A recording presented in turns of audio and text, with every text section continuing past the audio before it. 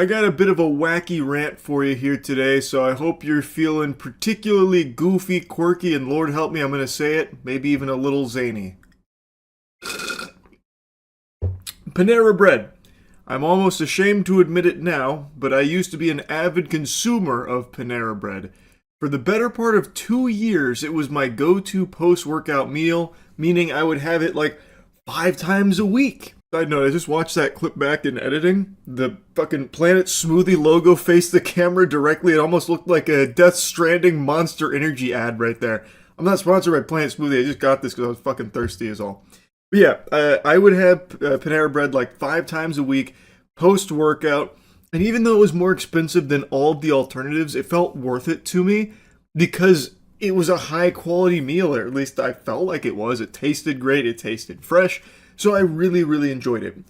But over time, it got shittified. And I know you hear this a lot for a ton of things. It did get worse. And in Panera's case, it literally did change for the worse. And I'm clearly not alone here in this thought because Panera sales and traffic has been declining. You can look that up yourself. And at least in my local areas, like the Paneras I used to go to, are significantly less full. They're far more empty. It's like Call of Duty 4. 50,000 people used to eat soup here. Now it's a ghost town. And it's because people are just choosing any other option really at this point. And I saw an article today, and it's what sparked this rant here from me, made me put on the diaper and start whining, because the article does point out some very strong contributing factors for why Panera has been spiraling down the shitter, but it also leaves out what I believe to be the biggest reason for people's abandonment of this brand.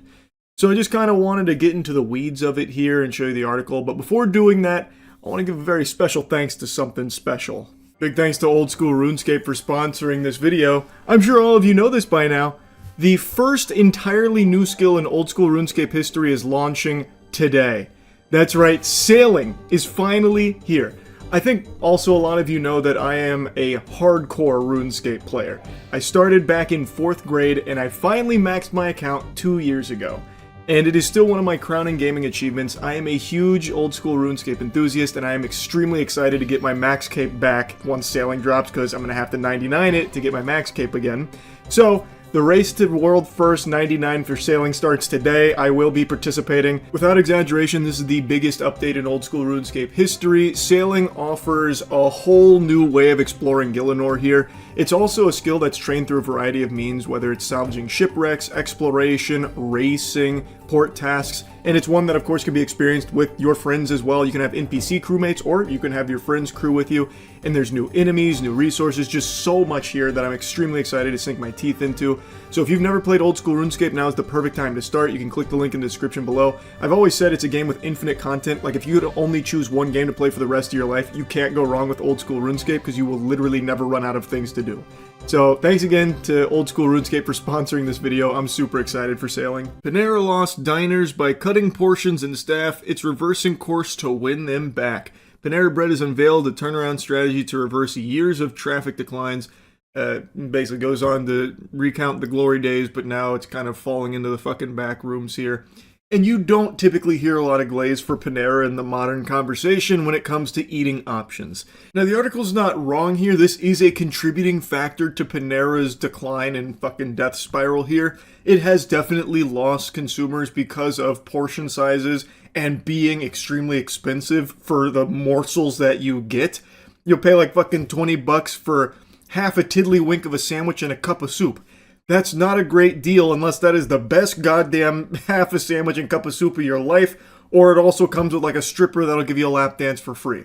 It's just not great value, and that's obviously played a huge role here, but I think there's more than the article is talking about that I want to dive into the spaghetti and meatballs of. But before doing that, let's go ahead and look at what the article highlights. It talks about the shrinking sandwiches and salad sizes, and they're right, those have shrunk a lot, it feels like. These sandwiches are made for fucking ants. You can finish these in 2 big boy bites, and you're paying so much money for the privilege of being able to have, you know, scraps. And now Panera is trying to undo that. They're planning to reinvest into the business and undo many of the cost-cutting measures that they've taken. Imagine that. It looks like cost-cutting measures kind of deteriorate businesses. Like, the cycle is super simple. You see it all the time. A business comes up, it does really well because it's doing something different or it's delivering a high-quality product that people want. Eventually it sells, like Panera did.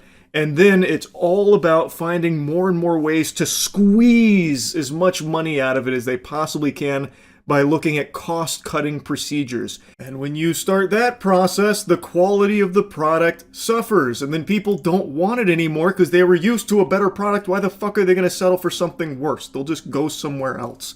It rinse and repeat forever. We've seen this millions of times. Panera is the most recent example. So now they had this huge eureka moment. What if we unfuck it? Could that save us? And to me, the answer is no. But I want to tell you their cute little plan that they've come up with here. They call it Panera Rise. It's like a phoenix rising from the ashes of Panera. It's adorable to call it Panera Rise. It makes it sound like they're leading some kind of revolution here. Honestly, just sounding like some shit out of the Hunger Games, but the company aims to refresh its menu, focus on value, improve its service, and build new restaurants.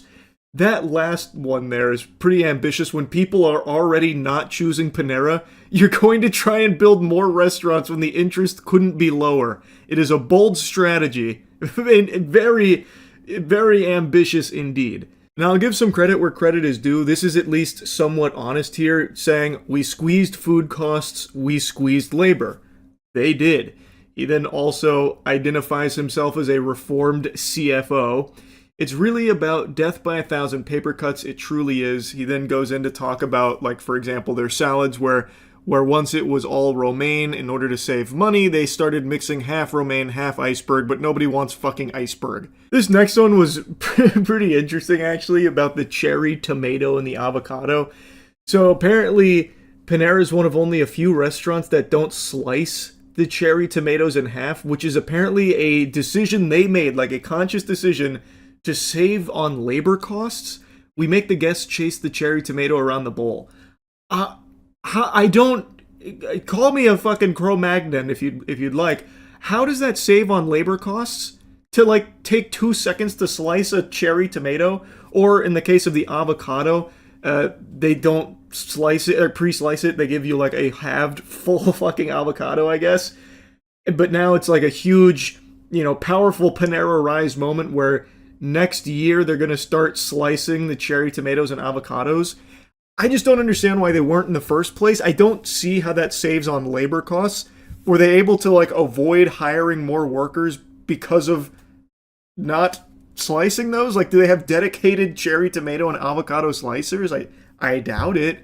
I don't know. Or is it like a whole nother training thing that they'd have to spend money on? I don't see why. I feel like anyone could probably slice a cherry tomato or avocado slice it. Like, I don't know. I don't really understand that at all.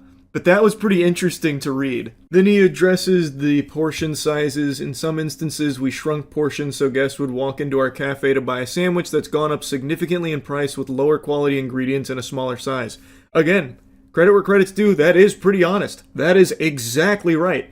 You can taste that it is significantly lower quality food, and you're still paying a premium price for it. They then go on to toot their own horn about, refreshing their menu, delivering some new items. And the article actually does make a mention of the charged lemonade, which was basically just serving up customers meth. And apparently 2 people had died from it, filed lawsuits against Panera, which I believe have been settled now. But yeah, this is their big strategy, is unfuck it. But only kind of. They don't want to fully take their dick out of their ass. They are targeting these things, which are big deals. Like, I don't want to downplay it, like these are obviously contributing factors for why people haven't been choosing Panera as much. But one of the biggest things that people loved about Panera, and what set them apart from a lot of their competition, was their fresh baked bread. And guess what? That is not being changed. If you don't know, last year Panera set in motion the termination of their fresh dough facilities. So prior, Panera would have fresh dough delivered to their locations where it'd be basically nice, fresh, beautiful bread loaves. And it's what people like myself love the most about it. But last year, in order to save money, they switched to a par-baked model, meaning that breads, bagels, and pastries arrive at stores partially baked outside and finished on site. And the company is trying to blow smoke up everyone's asses about you won't notice a difference in taste or quality, which is just a load of barnacles. That's just fucking horseradish.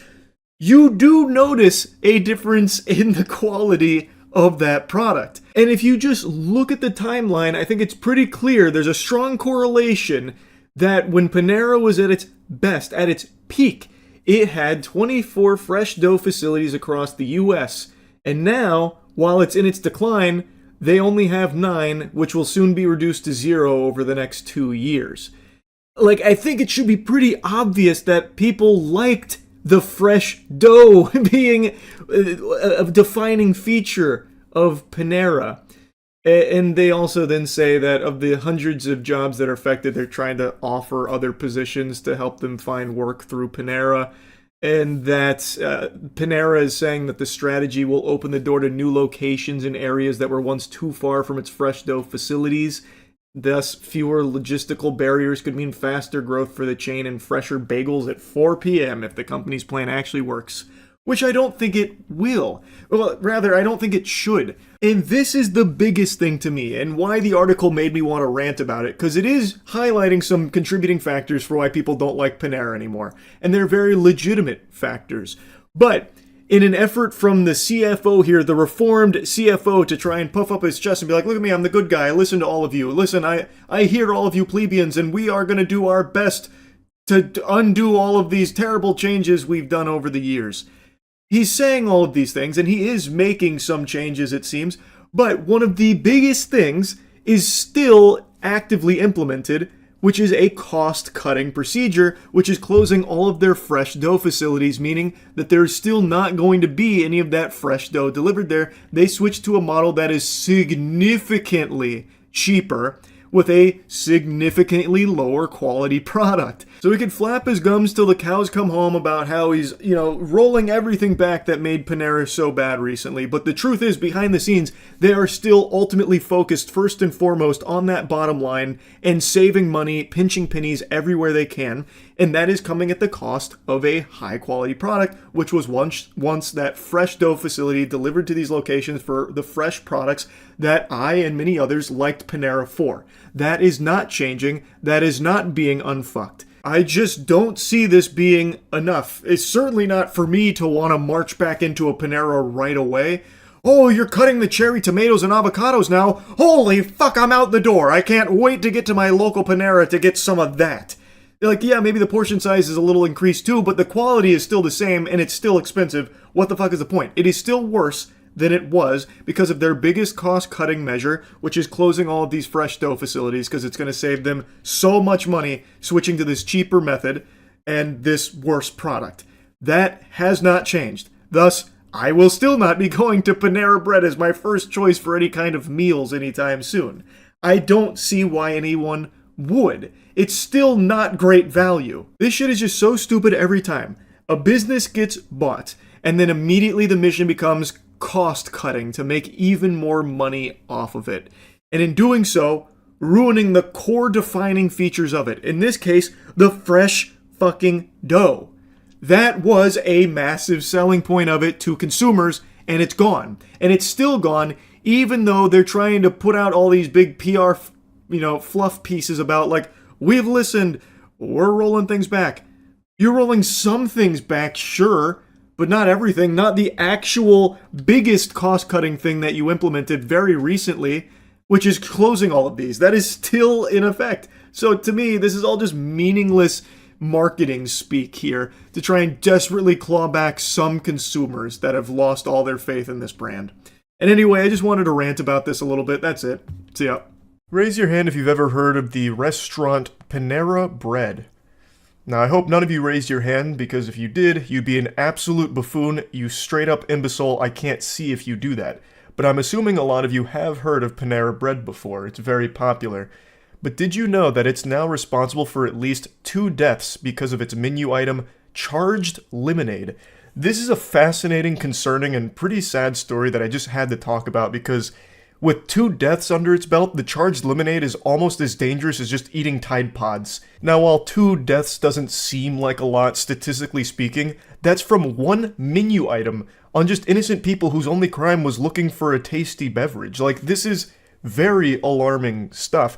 So yeah, it may not be like piling up corpses to the sky or anything, but 2 people dying from just drinking lemonade from the menu is a problem. Now, when I first saw the headlines, I assumed it was like contaminated product or something, like something must have gone wrong with the lemonade. I thought it'd be like turns out in their charged lemonade, the secret ingredient was pink sauce, so people were dying of botulism and cringe or something.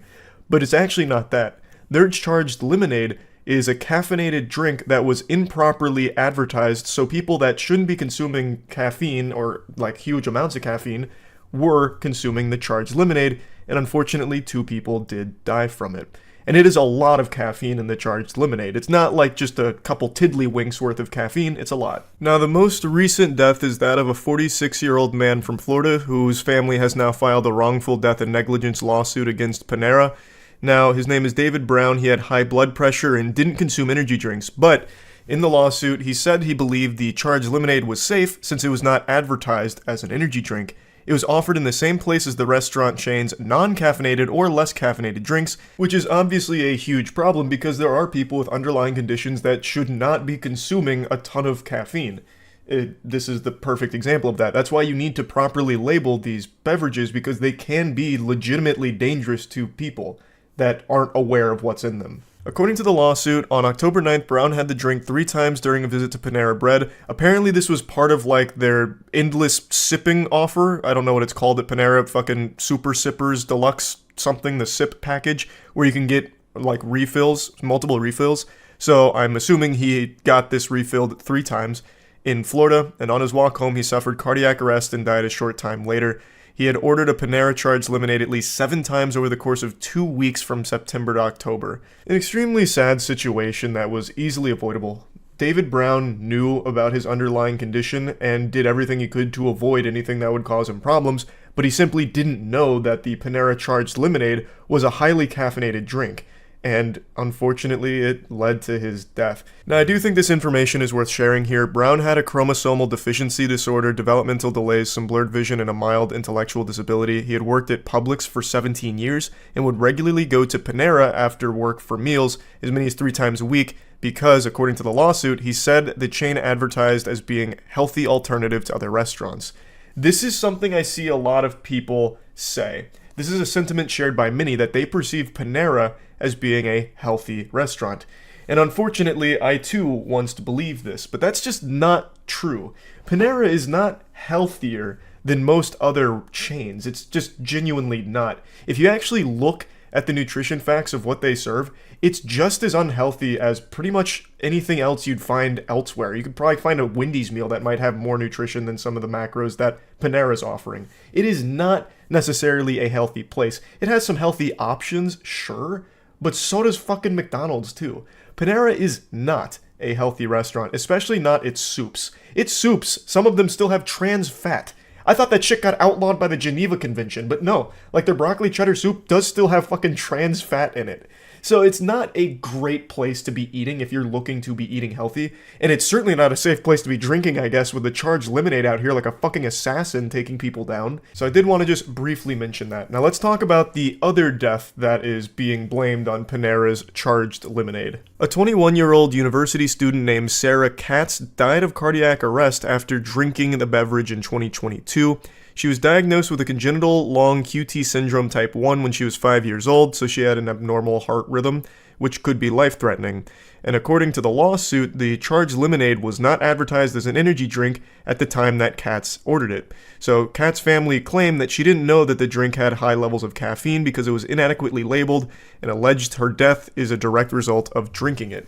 Which I think is a very fair assessment. I imagine that a highly caffeinated beverage like the charged lemonade would be extremely bad for someone with her condition. So I do think that is a huge component of what led to her death.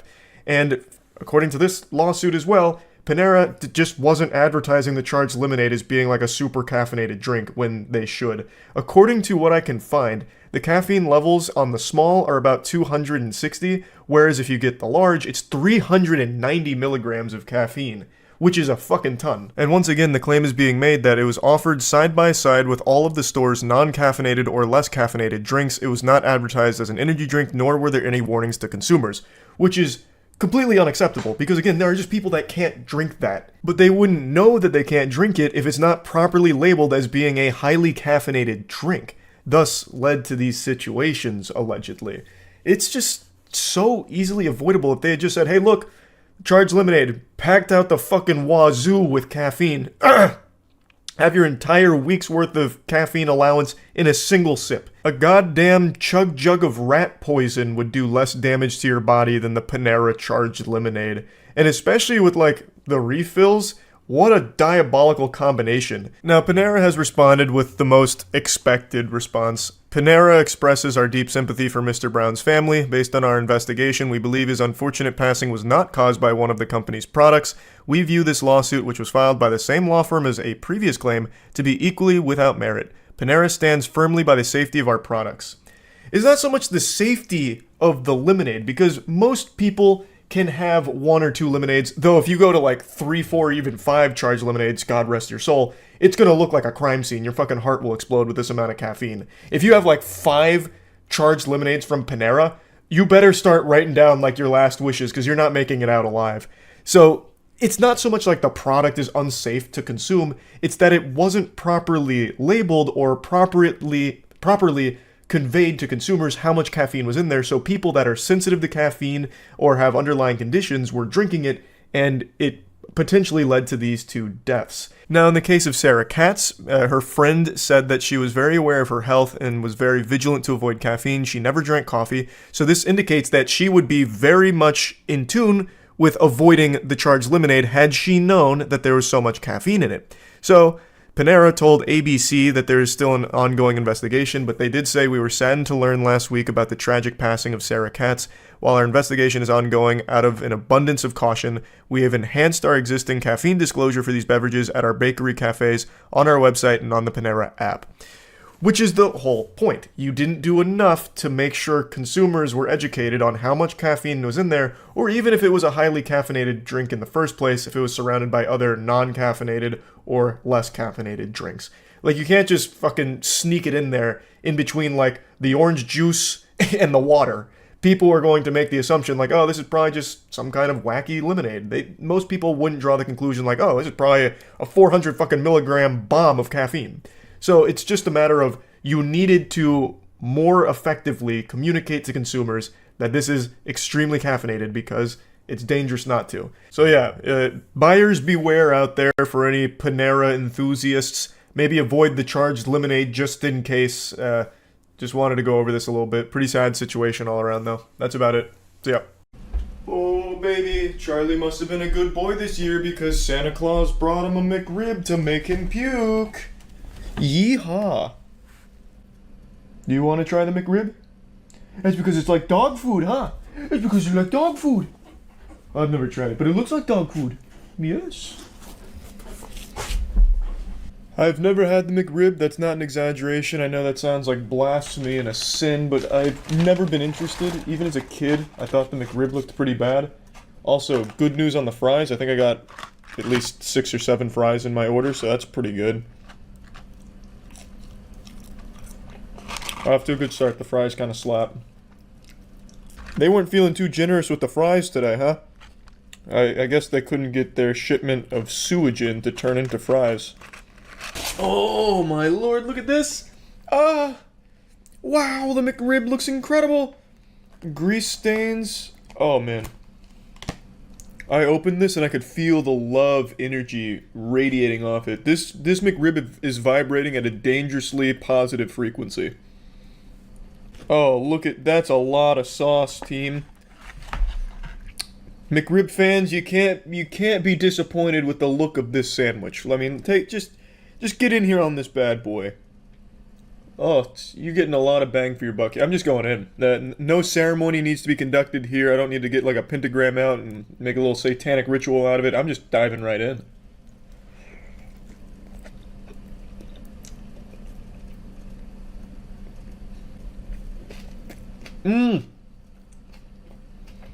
The pickles. Pickles have transcended I still think the McRib looks like a blister that's in the process of healing. Like the meat on it just doesn't look good at all to me. And I got some nice fries to complement the experience. All 7 of my fries. If there is a God, he's not paying attention because he let this slide under his radar.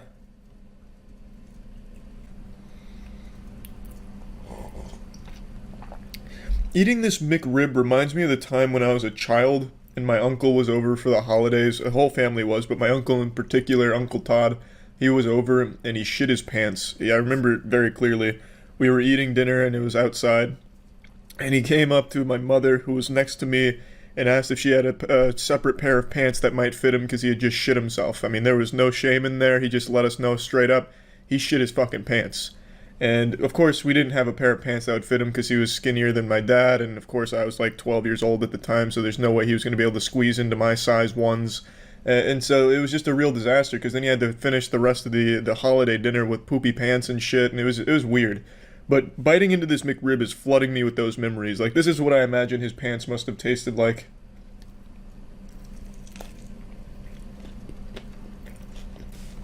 Well, sports fans, I gotta tell you, I think the McRib not only lived up to the hype, but exceeded it.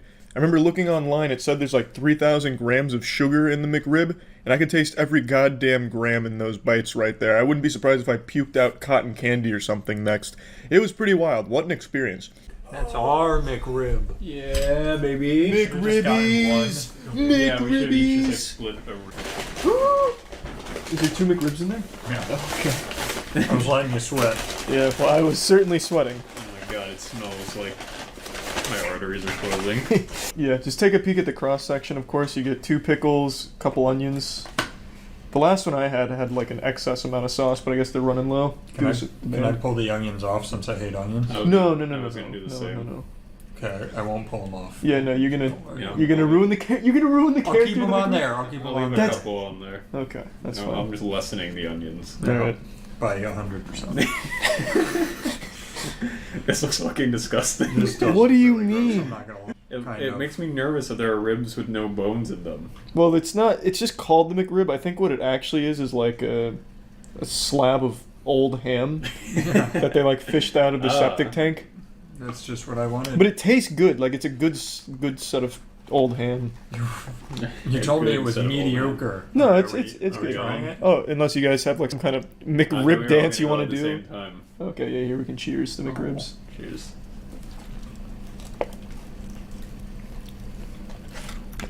My second McRib of the day. It's even better than the first time. It's disgusting. It is actually fucking disgusting. Like, I feel like I'm gonna be sick. If you look at it, I'm sorry if pickles fall on your keyboard. It's just kind of not held together well. It looks really fatty. I was expecting to not be this grossed out by it, but it is actually gross. Well, this is my second McRib of the day. So how do you feel about it on your second taste? Well, if I die, you know why. You like it? No. But you shouldn't eat it. Yeah, it tastes like I'm eating plastic. I think that's what makes it so special. People are very excited when this comes back. Every single time, Matt. That blows my mind. Yeah. It blows my mind. Well, do you understand the hype now? Yeah, I get it. Can't now. wait to be sick again. It's time for the McRib. How much do we have to eat of this? If you can finish the whole thing, that'd be lovely.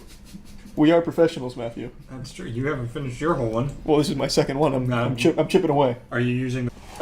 When I did the first one, the reason I'm doing this is because when I did the first one, I went catatonic while I was eating it. I didn't say a word. I was just like absorbing the disappointment and despair. It is like surprisingly bad. Yeah. I'm not quite as angry as Danny is. Like, I'm not like, this is gonna make me puke on the spot. When I look at it, I'm gonna puke on the spot. I imagine Tetcher's gonna puke just looking at it. Yeah. Yeah. I don't know. I'm only eating it because I feel like I have to, but it's not good. Well, I mean, I did pay a premium for the delivery of 3. Is it more expensive the more they deliver? No, but it should come with a warning like, Charles, I see you purchased a McRib earlier. You're only allowed 1 ration of McRib per day for your own will health. Die. Yeah. You're reaching toxic levels of McRib consumption. I never thought I'd have to eat McDonald's fries to make myself feel better. No. But it's got good nutrients. It's like 80 grams of sugar, 4 grams of protein, and like quadruple what the human body is capable of digesting in sodium. So you're gonna have a lot of energy. I have 1 kidney, so I might just die. That's a good point. That's like a guaranteed kidney stone. Yeah. Damn. It'll flush out your system. Our organs, are Excuse gonna, our organs are gonna be mummified. No, I finished. What are you talking about? You still got more sandwich, Charlie. Daniel Palmer, are you kidding me? This man's about to waste a McRib.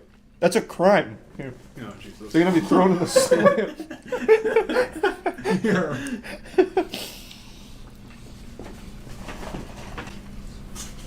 Is this enough, Dad? No, you have to finish it. Don't skimp, Matthew. 1 bite. Oh, that's gonna put you in the history books, baby.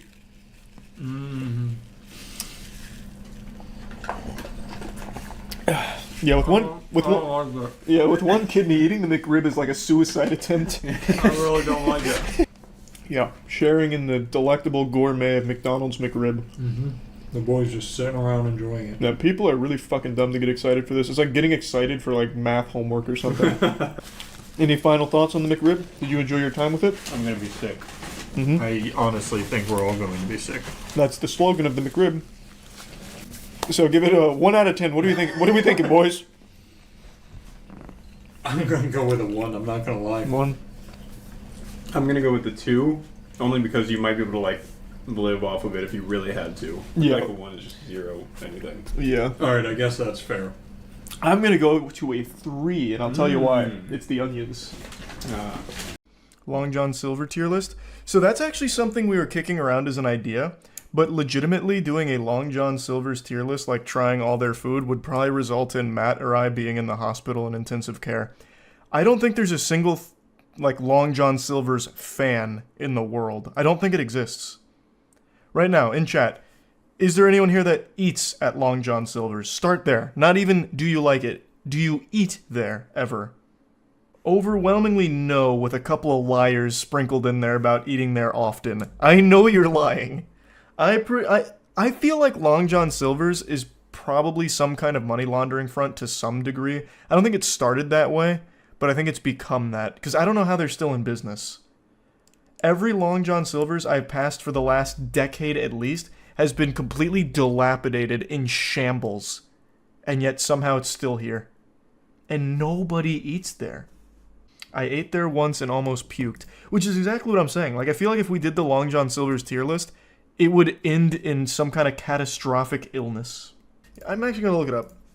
How popular is Long John Silver? Today, Long John Silver's owns and operates and franchises nearly 700 restaurants located across 38 U.S. states and Singapore, generating annual system-wide sales of $413 million. Like, I think I've only ever had it once in my life when I was a kid because Joe's Crab Shack was closed.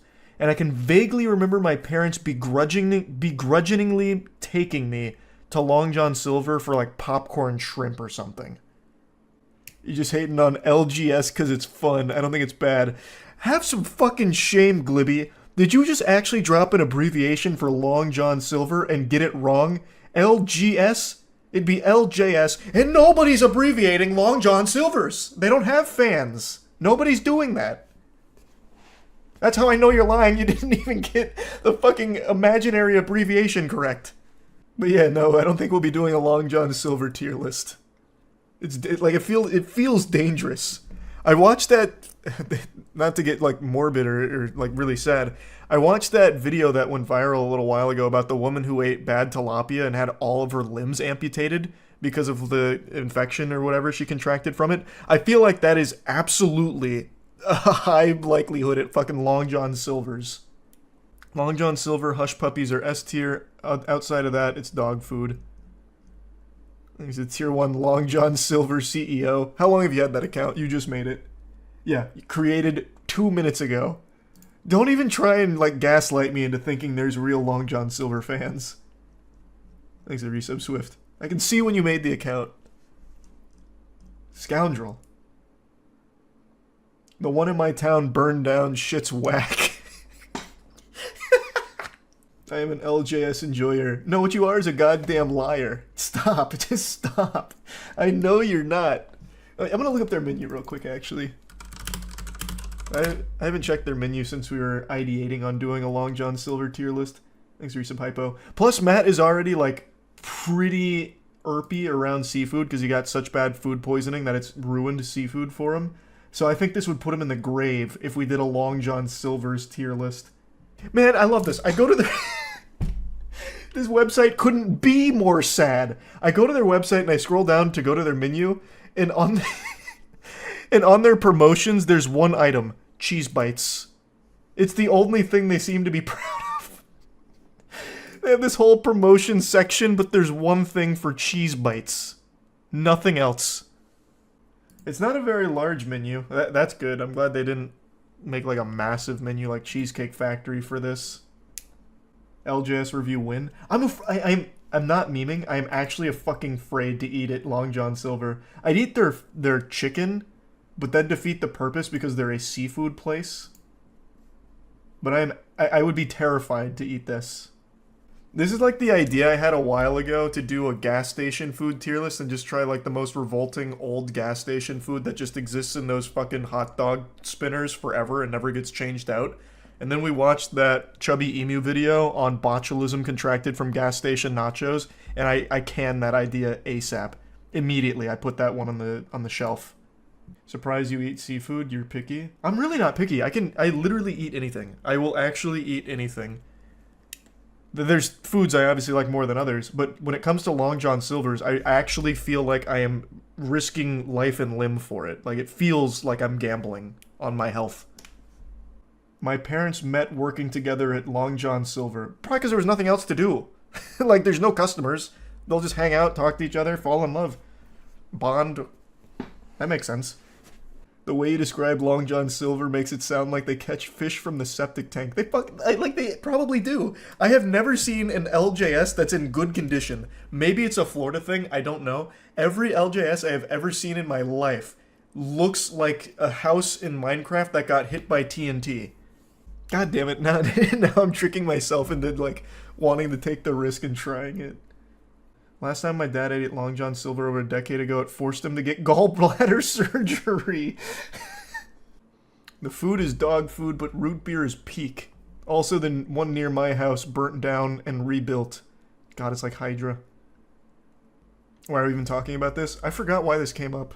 Oh yeah, someone recommended a Long John Silver's tier list, and that's something that has been like something we've been ideating on at the headquarters for a while, but just are afraid to do because it's so gross. Do you think it's actually worse than Burger King? It's not fair because I hate Burger King because I eat it and it always sucks shit. I haven't eaten Long John Silver's because I'm afraid of it. It's like the boogeyman of fast food to me. In my head, it's like the worst thing you can eat, but I haven't actually eaten it to compare it to Burger King. Check out their Big Catch meal. It's absolutely revolting. It's so bad health groups called it the worst meal in America and said that it's basically a heart attack on a hook. I love the name Big Catch. Okay. LJS Big Catch, huh? Long John... This was in 2013, so this is when people still accidentally ate there. Oh my god, this looks awful! Long John Silver's Big Catch is worst restaurant meal in America, says CSPI. I don't know what this is. I don't know that organization. That sounds like some kind of, like, shadow group that works behind the scenes in the food industry. This looks awful! 3 ounces trans fat drenched batter, 4.5 ounce fish. Lab test find 33 grams of trans fat in the meal of fried fish, onion rings, and hush puppies. And then announced that it'll discontinue the Big Catch. Oh no. Damn you! Look what they've taken from us. Not even the Big Catch was safe. Maybe they did like a drastic overhaul of their menu. Because this isn't on there. It was very simple stuff. Granted, they didn't look great, but it did seem very simple. It's piss yellow. It's like actual mustard hue. Like, how do you even fry something that ends up looking that way? I think these are the hush puppies up here. Those look fine. Maybe they're like cheese curds. I can't tell. I think that's the hush puppies, though. But this looks horrible. I love this sentence. Today, the CSPI formally notified Long John Silver's CEO Mike Kern that the chain will be sued if it continues to use partially hydrogenated oil in its deep fryers, and if it continues to misrepresent both the amount of fish in the meal and nutrition information for the side items. Long John Silver's is one of the very few reasons why I don't eat seafood to this day. I had it as a child in California, and I had it as a teenager in Florida. I won't be eating it as an adult. It sounds like a punishment. Like, eat your vegetables or your next meal will be at Long John Silver's. The kid just fucking starts housing it. No, not there. Please. A White Castle tier list would be so much safer. My dad loves White Castle. So I'm very familiar with White Castle. What are they using? Plastic fish? No, it'd probably be healthier if they were using plastic fish, though. Again, this was 2013, so maybe they're in a much better place now. But even still, I'm fucking afraid of it. How about a Chili's tier list? I don't know if I've said this before, but I'll say it now. I say this, like, to my friends. I think Chili's is, like, the best food you can get if you're aiming for that ballpark of quality. So I put Chili's in the same tier as, like, all the other ones, like Applebee's and all that. Chili's blows them out of the water. Chili's is so far above the competition in that genre, it's not even fair. Like, why would you ever go somewhere that's not Chili's if it's an option? If that's, like, where the tier you're trying to stay in. Long John Silver doesn't even want you eating there. When's the last time you saw a Long John Silver commercial? Great question. Do they even advertise anymore? Oh, also the comments from 6 months ago. I saw a video claiming nobody goes to Long John Silver's and it's mainly a money laundering operation. I've never been. Here's a Long John Silver's commercial from 2021. Is their slogan Fish Yeah? It is. Long John Silver, Fish Yeah. Yeah, they definitely don't aggressively market themselves. For good reason. The less people that go to their establishments, the less chance of a lawsuit from, like, an inadvertent foodborne death. If you search Long John Silver's fire on Google, you're greeted with dozens of separate LJS locations that have randomly burnt down. Well, there's also just so many of them that I imagine just pure numbers game, that's bound to happen. Like, I bet McDonald's probably has the same phenomenon and Burger King and all that. I don't think it's exclusive to just LJS. The city says the fire was quickly put out, but not before it caused fire, smoke, and water damage. Luckily, nobody was inside. Alright. So that was a month ago, so it looks like this shit's burning down all the time. Hello, foodies. I'm here in the Looney Land Cruiser here, about to give you my review of the new Taco Bell Cantina menu items. I wanted to take a page out of the playbook of the great food dip and do this in the car au naturel, the way our forefathers used to review Taco Bell. So that's what I'm doing. I'm parked in my garage, car on. I could easily go inside and do it there, but that would defeat the spirit. So place your bets on what's going to kill me first, the carbon monoxide poisoning or the clogged arteries. So, for those that don't know, Taco Bell's got a new menu that's called the Cantina menu, and it's all chicken-based, which is pretty hype. Big shout out to the Taco Bell I visited in particular, because all the employees were super nice, and they said they were going to make it special for me. So, I'm guessing it's made with love, or they were just playing a joke, and they all just went back there and took turns spitting on it, just hawking the fattest fucking loogies of 2024. Either way, shout out to them. That was very nice. So we'll start with the Cantina soft shell taco. Get in here on the Jumbotron for all that action. Oh yeah.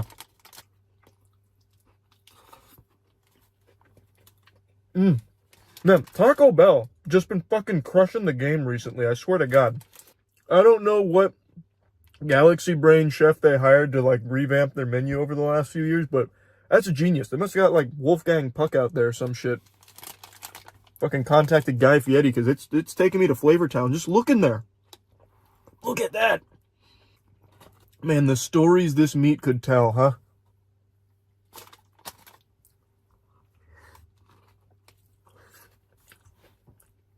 Man, the atmosphere of this video was haunting. It was like a scene out of the first Omen.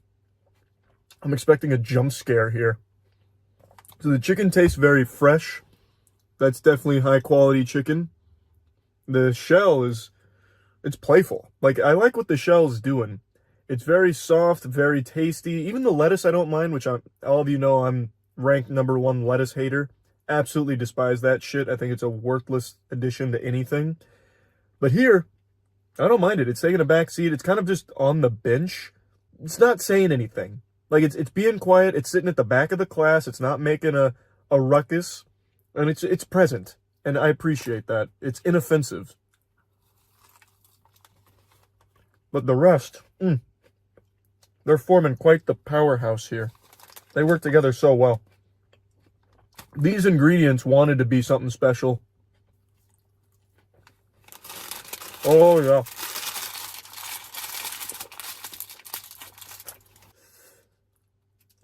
Man, a soft shell taco so good, got me licking the fucking sauce off my thumb. That was delectable.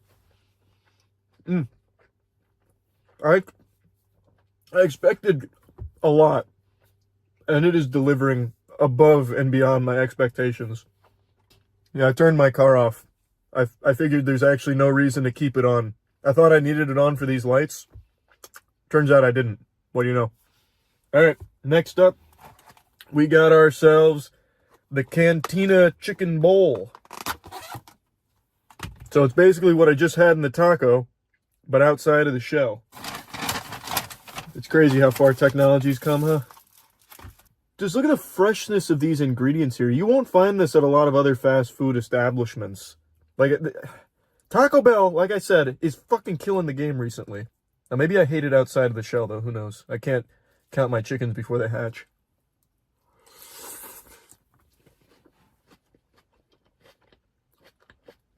Nope, it's still good even outside the shell. The best thing about this format, I can just avoid eating the lettuce like a child. So I will do that. That's going to be my strategy going forward. It adds nothing, and I don't need it. So I'll stick with the good stuff. Listen to that sloshing. You hear that? That's a sign of quality right there. That's good stuff. That's how you know you're putting in the work. I'm just excited for every bite. Like, each bite is like a nice little holiday in my mouth. Woo! There's an explosion of umami in my mouth. I never got to meet the chicken that died here, but God rest their soul. I know wherever this chicken is in the afterlife, fucking smiling down on us from heaven, he is happy with what happened to his carcass here. He said, you know what? It was all worth it. Now, the thing is, I know I don't need to finish eating all of this because the review's not going to change because it's staying really good. But I want to, and I can't stop myself. Yeah, so how about that solar eclipse, huh?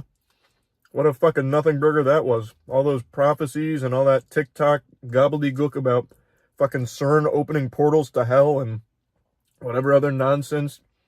Fucking JFK resurrecting in order to be the Antichrist or whatever. Like all kinds of crazy conspiracies. Nothing happened.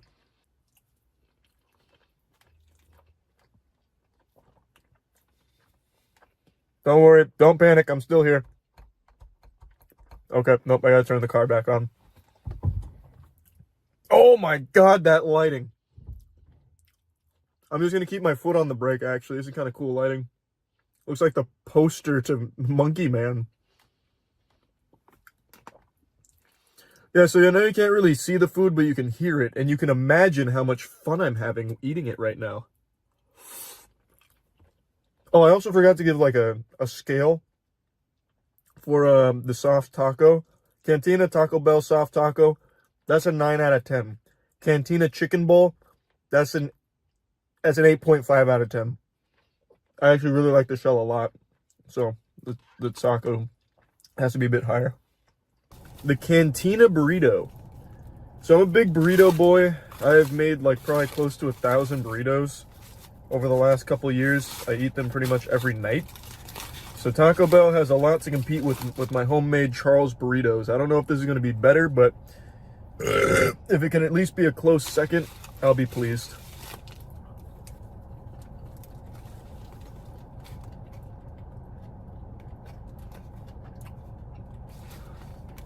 It's pretty good.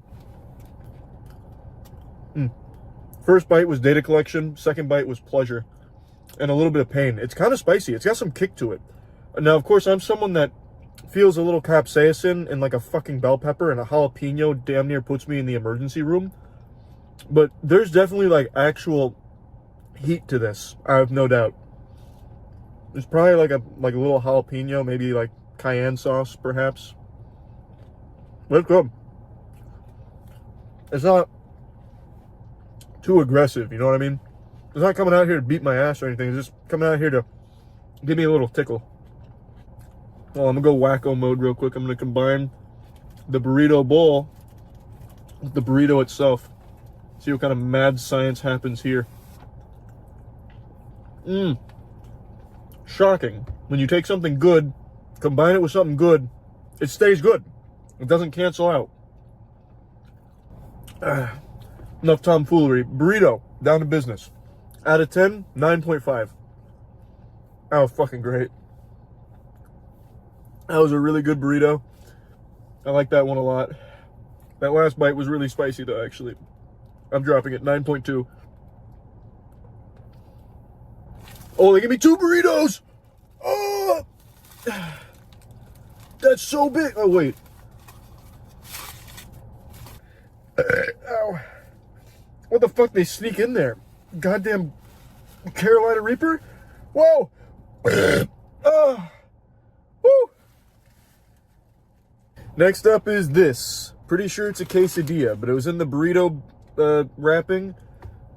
So I'm not entirely sure. It's confusing me. Like my eyes tell me quesadilla, but the words tell me burrito. But I don't, you know, who can you really trust in this day and age, eh? Fucking the rise of AI. Oh. You know what that is? That's a taco. It's speaking to me, yeah. That's a taco. Now, the more that I really step back and analyze it, that's fucking clearly a taco. It's the hard shell taco. But it started to soften up because all the cheese melted around it. So all the grease and the goo got in there and fucking withered away all the molecules and made it floppy. The taco's good. I do like the hard shell. I don't like it as much as the soft shell. That's a personal preference kind of thing. I can't hold it against them. What I can't hold against them though is it's getting fucking hot. What the fuck is going on? Oh. Whoa. Man, they got real jovial with the ghost peppers there at the Taco Bell. What the fuck? Whoa. That's good. That's mean, but it's good. Whoa. Why is it so hot? Oh. Oh, I'm trying to be a big boy. Putting the hard shell... oh, my God. I'm leaking. Putting the hard shell taco on the scale, it's a... That's a 7.5. I'd give it an 8 if it wasn't so fucking hot. So if I ever order that again, I'm going to get it without the Dr. Bernorium Psycho Serum on it. Because holy shit. Oh, my God, that's so hot. What the fuck? And the final item on the new Taco Bell Cantina menu. Quesadilla. I really hope this one's not hot too. Oh, I kind of unfolded it into a paper airplane.